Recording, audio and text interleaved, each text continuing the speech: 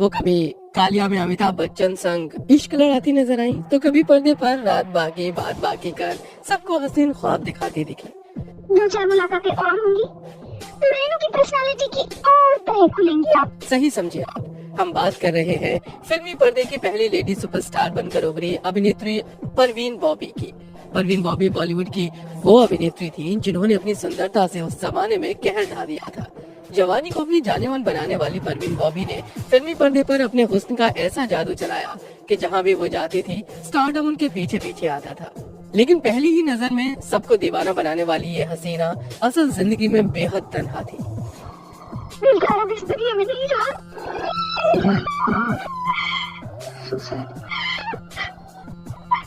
दुर्भाग्य की बात है कि जिस एक्ट्रेस को स्टारडम के चरम पर पहुंचने पर दूसरी फिल्म इंडस्ट्री ने पूजा, उसी एक्ट्रेस को उसके दुख भरे दिनों में भुला दिया गया। परवीन बॉबी से उनके आखिरी दिनों में परिवार तो क्या, बॉलीवुड ने भी दूरी बना ली थी। डॉक्टर ने परवीन बॉबी को एक ऐसी बीमारी से पीड़ित बताया था जिसका इलाज हो पाना बहुत मुश्किल था। उनकी मौत के बाद डॉक्टर्स ने उनके पेट में जो कुछ भी देखा, उसे देखने के बाद उनके भी होश उड़ गए। तो आइए जानते हैं परवीन बॉबी की लाइफ से जुड़े कुछ सीक्रेट्स। प्रवास भाई, हमें जो पैसे मिले हैं उसमें से आप मौलाना साहब का किराया चुका दीजिए। बेचारे बीवी बच्चों को लेकर कहाँ जाएंगे? दोस्तों, ग्लैमर और चकाचौंध की दुनिया बहुत ही अजीब है। यहाँ उगते सूरज को सलाम किया जाता है और डूबते सूरज को हर कोई भला देता है। कुछ ऐसा ही एक्ट्रेस परवीन बॉबी के साथ भी हुआ था। वही परवीन बॉबी जो टाइम मैगजीन के कवर पर फीचर होने वाली पहली बॉलीवुड एक्ट्रेस रही। परवीन बॉबी ने 70 और 80 के दशक में फिल्मी दुनिया में तहलका मचा दिया था। वो अपने दौर की सबसे ज्यादा फीस लेने वाली एक्ट्रेसेस में से एक थी। दोस्तों, परवीन बॉबी का जन्म सन 1949 में 4 अप्रैल को हुआ था। इनका जन्म स्थान गुजरात का जूनागढ़ शहर है। इनके पिता का नाम अली मोहम्मद खान बॉबी और इनकी माता का नाम जमाल बख्ते बॉबी है। इनके पिता उस शहर के एक नवाब थे। परवीन बॉबी को पढ़ाई के साथ साथ और भी कई सारी चीजों में बहुत अधिक रुचि थी, जैसे उनको पियानो बजाना, कलाकृति बनाना, पुस्तकें पढ़ना बहुत पसंद था। हम आपको बता दें कि इनका जन्म एक मुस्लिम परिवार में हुआ था, लेकिन भविष्य में आगे चलकर इन्होंने ईसाई धर्म को अपना धर्म बना लिया था। दोस्तों, परवीन को किस्मत ने एक ऐसा मौका दिया जिसके बाद परवीन ने कभी पीछे मुड़कर नहीं देखा। फिल्मकार बी.आर. इशारा की नजर जब स्टाइल में सिगरेट का कश लगाती परवीन बॉबी पर पड़ी तो उन्होंने परवीन को अभिनेत्री बनाने का मन बना लिया था। जब सिनेमाई पर्दे पर लड़कियों के सलवार सूट और साड़ी पहनने का चलन था, तब निर्देशक बी.आर. इशारा ने पहली बार क्रिकेटर सलीम दुर्रानी के साथ 1973 में फिल्म चरित्र में परवीन को मौका दिया। फिल्म फ्लॉप हो गई, लेकिन परवीन की किस्मत चमक गई। परवीन को 1974 में आई मजबूर फिल्म में अमिताभ बच्चन के साथ कामयाबी मिली। इसके बाद उनके साथ में दीवार, अमर अकबर एंथनी, शान और कालिया जैसी फिल्में आई। 1976 में परवीन बॉबी को प्रेस्टिजियस मैगजीन टाइम ने अपने कवर पर छापा। कहा जाता है कि सिल्वर स्क्रीन पर उनकी जिंदगी में जितनी चमक दिखती थी, असल में वो उतनी ही अकेली थी। हालांकि वो अपनी लव लाइफ को लेकर अक्सर चर्चा में रही। फिल्म इंडस्ट्री में लगातार सफलता का स्वाद चखने वाली परवीन बॉबी की जिंदगी में पहली बार प्यार ने दस्तक डैनी डेंजोगप्पा के रूप में दी। माना जाता है कि बॉलीवुड का ये खतरनाक विलेन परवीन की जिंदगी का पहला हमसफर था। डैनी की आंखों में परवीन बॉबी ने इस अंदाज में देखा कि दोनों की बात बन गई। डैनी और परवीन बॉबी करीब 4 साल तक एक दूसरे के इश्क में डूबे थे, लेकिन अचानक ऐसी हवा चली कि उनका रिश्ता ताश के पत्तों की तरह बिखर गया। डैनी के जाने के बाद परवीन बॉबी की जिंदगी में फैली अशांति मिटाने के लिए उनका हाथ कबीर बेदी ने थामा। परवीन बॉबी की जिंदगी में कबीर बेदी ने ऐसा आकर्षण पैदा किया कि अभिनेत्री ने उनके साथ मिलकर करीब 3 साल तक प्यार के तराने गाए। दोनों अक्सर एक दूसरे की बाहों में बाहें डाले घूमते फिरते नजर आते थे। आलम तो ये था कि दोनों की निजी तस्वीरें भी खूब वायरल होती थी। हालांकि परवीन को कबीर की बाहों में भी वो सुकून नहीं मिला जिसकी तलाश उन्हें थी। दोनों करीब 3 साल तक रिश्ते में रहे, फिर राहें जुदा हो गई। डैनी डेंजोगप्पा और कबीर बेदी के रिश्तों में खता खाई परवीन बॉबी की जिंदगी में तीसरी एंट्री बॉलीवुड के मशहूर निर्माता निर्देशक महेश भट्ट की हुई। टूटी हुई परवीन बॉबी को महेश भट्ट का सहारा मिला, लेकिन महेश पहले से ही शादीशुदा थे। बावजूद इसके महेश अपनी पत्नी को छोड़कर परवीन के साथ लिव इन में रहने लगे।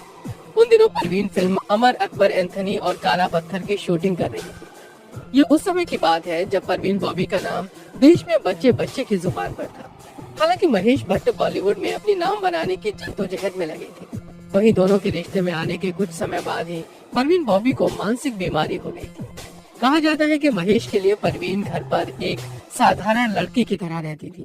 देखते देखते दोनों के रिश्तों को 2 साल हो गए।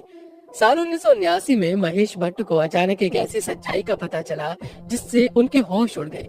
एक दिन महेश जब घर लौटे तो उन्होंने देखा कि परवीन फिल्म का कॉस्ट्यूम पहने घर के एक कोने में बैठी है। उनके हाथ में चाकू था।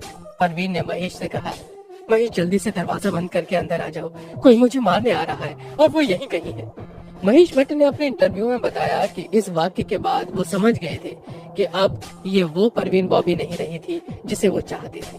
उनके रिश्ते के अंत की ये शुरुआत थी। लेकिन महेश ने इस राज को काफी दिनों तक राज ही रखा, क्योंकि महेश अच्छे से जानते थे कि उस वक्त परवीन बॉबी की काफी फिल्में आधी अधूरी थी और परवीन की इस बीमारी का उनकी फिल्मों पर और उनके करियर पर बुरा असर पड़ सकता था। फिर एक दिन महेश भट्ट परवीन को डॉक्टर के पास ले गए।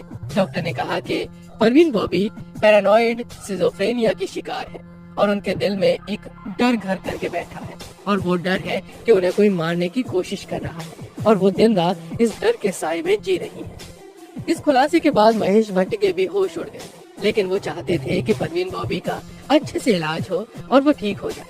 महेश भट्ट ने पूरी कोशिश की थी। कुछ सेशंस के बाद डॉक्टर ने बताया कि परवीन के डर की वजह है उनका अतीत। बात थी 1960 की, जब परवीन बॉबी अहमदाबाद में कैथोलिक स्कूल में पढ़ती थी। इस साल अहमदाबाद में दंगे हुए और स्कूल की टीचर ने बच्चों को बचाने के लिए सबको एक ट्रक में छुपाकर ऊपर से गद्दे रखकर बचाया था। उन बच्चों में परवीन बॉबी भी थी। काफी घंटे खौफ में बिताने के बाद उनके दिलो दिमाग पर डर तभी से हमेशा के लिए बैठ गया कि उन्हें कोई मारने आ रहा है और कभी भी उनकी जान जा सकती है, और वो हर किसी पर शक करने लगे। पर्सनल लाइफ के ब्रेकअप, फिल्म इंडस्ट्री की जानलेवा कंपटीशन, सक्सेस का प्रेशर, फिल्म फ्लॉप का डर, इन जैसी कई बातों की वजह से भी बॉलीवुड में आने के बाद परवीन का डर बढ़ने लगा। जैसे जैसे परवीन का डर बढ़ा वैसे वैसे परवीन का शक भी बढ़ा। उन्हें कभी लगता कि उनके मेकअप में कोई जहर मिला रहा है ताकि उनकी खूबसूरती उनसे छीन ली जाए, तो कभी उन्हें लगता था कि उनकी कार में बम लगा रखा है और वो उस बम की आवाज सुन सकती है। घर के एसी की आवाज भी उन्हें खौफनाक लगने लगी थी। हाँ, तो तब हुई जब वो महेश भट्ट पर भी शक करने लगे। महेश भट्ट अक्सर उनकी बीमारी की दवाइयाँ उनको खाने पीने में देते थे, तो परवीन शक के कारण पहले महेश को उस खाने के लिए कहती। महेश भट्ट ने उनकी भलाई के लिए हमेशा वो दवाइयाँ खुद चख के खाई थी। बात सिर्फ यही नहीं रुकी। जब कोई जर्नलिस्ट इंटरव्यू लेने फिल्म सेट पर आता था तो उनसे भी परवीन अपना खाना पीना चेक करने के लिए बोलती थी। अमिताभ बच्चन पर भी परवीन ने उनको जान से मारने का इल्जाम लगाया था। इसी बेबुनियाद इल्जाम की माफी मांगने खुद महेश भट्ट परवीन को लेकर अमिताभ से मिलने स्टूडियो गए थे, लेकिन कार में वापस लौटते वक्त परवीन को फिर दौरा पड़ा और चीख उठी कि कार में बम रखा है। फिर वो उसकी टिक टिक की आवाज साफ साफ सुन सकती है। उन्होंने चिल्लाकर गाड़ी रोकने के लिए कहा और कार से उतरकर वो सड़क पर भागने लगी। महेश भट्ट ने कबीर और डैनी से बात की तो उन्होंने बताया कि उनको परवीन की इस बीमारी के बारे में पहले से पता था। डैनी ने भी परवीन के इलाज के लिए बहुत कोशिश की। कबीर ने तो यूके के स्पेशलिस्ट साइकियाट्रिस्ट से बात की थी, लेकिन परवीन इलाज के लिए नहीं मानी। जब साइकियाट्रिस्ट ने सिजोफ्रेनिया की बात कही और इलेक्ट्रिक शॉक देने के लिए कहा तब महेश ने साफ इनकार कर दिया। उस वक्त वो नहीं चाहते थे कि परवीन को उस दर्दनाक ट्रीटमेंट से गुजरना पड़े। मीडिया ने तब उन्हें अपॉर्चुनिस्ट कहकर ब्लेम किया था। उन दिनों रमेश सिप्पी की फिल्म शान की शूटिंग चल रही थी। अब आप खुद सोचिए, इन सब तकलीफों, दर्द और मायूसी के बावजूद मजाल है कि परवीन बॉबी ने उनमें से किसी की भी शिकन फिल्म में अपने चेहरे पर आने दी हो। खासकर शान का वो फेमस गाना, प्यार करने वाले प्यार करते हैं शान से, जीते हैं शान से, मरते हैं शान से। परवीन ने अपनी पर्सनल प्रॉब्लम को बोलते हुए शान फिल्म की शूटिंग पूरी की थी। फाइनली डॉक्टर्स ने महेश से कहा कि अगर आप परवीन को उसके पास्ट से छुटकारा दिलवाना चाहते हो तो एक ही तरीका है कि आप उनकी जिंदगी से दूर हो जाइए। महेश भट्ट ने भी डॉक्टर की बात को मानते हुए अपने घर वापस लौटने का फैसला किया। कहते हैं कि परवीन बॉबी इस फैसले से ऐसी टूटी कि वो महेश भट्ट को रोकने के लिए आधे कपड़ों में अपने घर से सड़क तक उनके पीछे पीछे दौड़ी थी। महेश ने परवीन को वापस उनके घर छोड़ा और समझा बुझाकर उन्हें अलविदा कह दिया। फिर एक दिन अचानक अपने कुछ दोस्तों के साथ आध्यात्मिक सफर, स्पिरिचुअल सुकून के लिए परवीन ने मुंबई छोड़ी और वो सीधे अमेरिका चली गई। 1983 में जब वो एयरपोर्ट पर पहुंची तो उन्होंने चेकिंग करने से साफ मना कर दिया। ये सोच कर कि एयरपोर्ट सिक्योरिटी वाले उनको मारने की कोशिश कर रहे थे, परवीन ने वहाँ हंगामा खड़ा कर दिया। बात इतनी बढ़ गई थी कि सिक्योरिटी ने उनके दोनों हाथों और पाँव में हथकड़ी डालकर उनको सीधा मेंटल हॉस्पिटल में भर्ती करवा दिया, जहाँ कुछ दिनों तक परवीन का ट्रीटमेंट हुआ। अमेरिका में अपने स्पिरिचुअल गुरु के पास जाकर भी परवीन को सुकून नहीं मिला। तब परवीन ने वापस मुंबई लौटने का फैसला किया, लेकिन इस बीच 6 साल गुजर चुके थे।